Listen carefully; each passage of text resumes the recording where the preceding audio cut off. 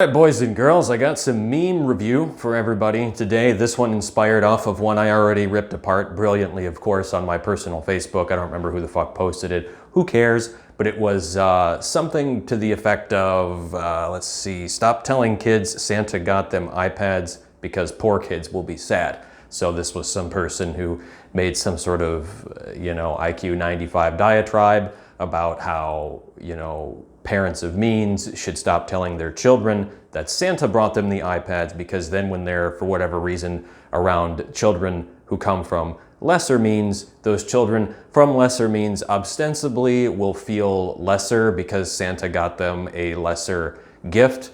Way to corporatize and consumerize the whole aspect of gift giving in the first place, but that's not the point here. So as I said, this is the whole theme here is how a loser-ish and fundamentally socialist, I argue, mentality will rear its ugly head almost everywhere. Like when you boil down the whole battle between capitalism and socialism, subjectivism and objectivism, being a loser versus not being a loser, it all sort of comes back to a lot of these really fucked up tricks of the mind that I think if you look at things, there's a class of people that does very well to take advantage of the sort of resentment that naturally builds up in these situations, unironically because of idiotic ideas like, well, let's take people who are more successful materially or via whatever means and denigrate them so lesser people of lesser means and lesser accomplishments don't feel worse. That's definitely not what we want to do, with one of the first issues being this whole idea of if you can't share, you can't have it at all, or if I can't have it, then neither can you. I mean, we see this everywhere with the redistribution of wealth and these sort of ideas. I mean, you remember back in K through 12, perhaps this was unique to me, I somehow doubt it, but you remember how back during K through 12, let's say you brought a pack of gum to school and you start chewing it and the fucking teacher tells you to put it away because you didn't bring enough to give to the rest of the people, as if you're somehow, for some reason, obligated to give other people gum. It makes no sense. It's, I think, toxic femininity in action in that regard, and I shouldn't really be surprised it's as common as it is with that being the case. So I like to flip the script. Why can't these poor parents turn around and explain what's really going on? Why can't they take a different stance, maybe spend time explaining the whole idea behind gift giving, how that's sort of trying to work, how it's the thought that kind of counts behind something, not whether or not you got a $400 iPad or a $20 pair of socks. It's kind of funny because as you get older, you'd much rather have the pair of socks than the fucking iPad, but I guess that's neither here nor there. Or maybe it's because mom and dad is lazy. Mom or dad, or fucking both of them is lazy. I mean, I know plenty of poor people. I've had plenty of poor people come and go throughout my life, and when you really get down to it, a lot of the time they're just fucking lazy. Like, I don't want to go to work today. Well, I guess I'm not going to. There goes my job that had I would have kept, would have led me down a path where, I might have been able to go from lower class to middle class and even higher, but that single instance of not wanting to, maybe feeling too shitty, i.e. being weak, led to a situation where now you're basically stuck in the lower rungs. And why is it that somebody else of higher means should have to suffer, because that's the choice that you made? Or what if the particular parent's an asshole? I mean, how many times do you guys see people out there, going on about my mental illness, when in reality they're just a fucking asshole, and that's a reason why, or one of the reasons why they can't get a better job, hold employment, this, that, or the other. And so again, in that sense, how does it make any sense for somebody who has worked to refine themselves against that trait to sit there and be like, oh, well, just, don't tell your kid, don't let your kid enjoy the illusion or fantasy of Santa, don't let your kid enjoy, the benefits that come from being a member of a higher class, simply because people beneath you can't, or ostensibly, can't have that. I mean, it's ridiculous. And you start, when people don't attack these kind of defunct, idiotic views, we end up in a situation where, I remember a few years ago, I read an article from, I think it was the WAPO, some craptastic left-wing outlet, about how it was something like, parents should not, or children that come from a classical nuclear family with mom and dad, you should, if you have a family like that, you should purposefully spend less time with your children because there are poorer children who don't have that, and you want to even the playing field. I think that's fundamentally quite sick, but that's why I say this sort of idea has its roots in the same sort of places where socialism fundamentally comes from. you know, or the classic one when it comes to people who are dependent on welfare, you fucked up your own life, okay? So mom decided to bang a bunch of losers. Nobody used birth control of any sort, despite it being cheaper and more abundant than ever before. And now you've had a child out of wedlock who, on top of not having a father, is probably gonna have to grow up poor anyway. And so again, I, as somebody who did not fuck up like that, am supposed to denigrate my experience to serve you because you're a fuck up.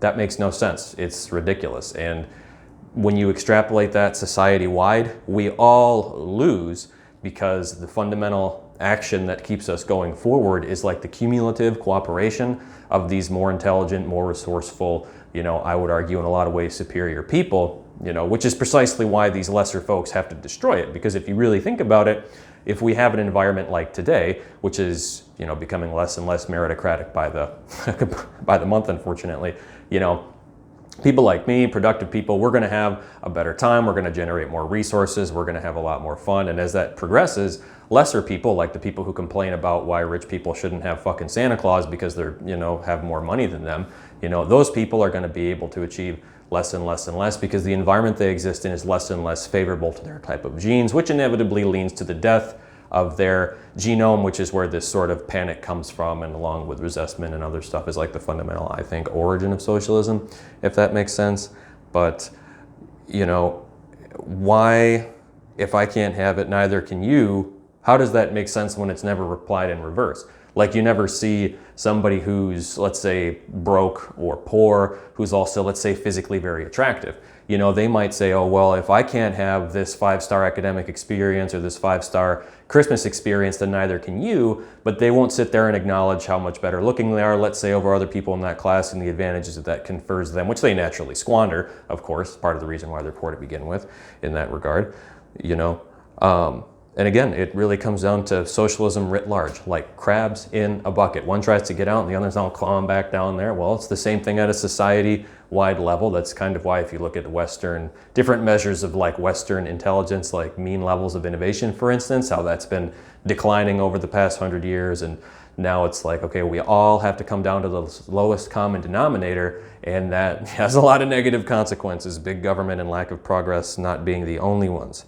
You know, and to kind of expand on that a little further, it's like, should ugly men or men that have problems with dating be forcefully given men by the government because they can't get, or be given women by the government because they can't get it without that kind of subsidy? Should strong men have weights tied around their necks or ankles forcibly by law so that weak men don't have to feel bad about, you know, and every day seeing people that are stronger than them running around? I mean, should women that are born beautiful or a lot prettier than the average gal, should they be disfigured as a matter of policy to make it equal for women that are less attractive or obese, so that those women don't have to go about their life seeing somebody who's clearly better than them, at least in, you know, one way, which at the end of the day might not be that big of a deal, but it still makes them feel bad. I mean, if we're gonna fuck up Christmas for middle class and upper middle class kids so that poor kids, you know, can again have the failures and incompetency of their parents sort of handled by everybody else coming down to their level, why not any of these things? The principle's the same after all, you know? So it's just, it's like all the other crap. Somebody that doesn't fuck up their life, who actually makes money, does all these things, you know, they end up having to pay the price for all this dumb shit that other people, a lot of the times, do to themselves.